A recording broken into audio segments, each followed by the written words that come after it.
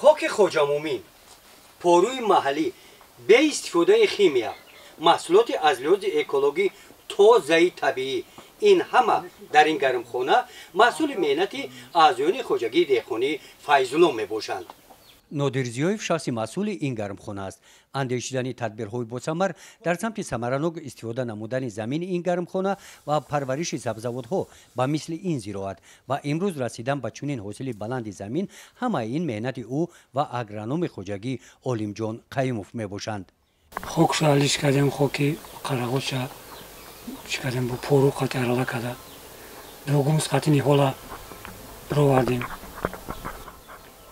به خیمیکات به یگان دارو یگان چی استفاده برداری نیستیم. در خواجگی دهقانی به نام فیض‌الله در دهه صلح‌آباد ناحیه واسه با این گرمخانه باز 10 گرمخانه دیگر استفاده شده. در همه آنها سبزیجات‌های نیاز همه روزه دسترخوان اهالی پرورش شدند و منظره‌های داخل همه گرمخانه‌ها سبز و نیال‌هایشان با وجود آن که قریب یک ماه حاصل آنها را با بازار برآورده ایستاده باشند هم همان حاصلش کم نشده فراوان میباشد. 20 دکبر دانه ششنون دادیم، دانه ششنونیم، نمی دهمی مایده سر کردیم بازار را بروردیم.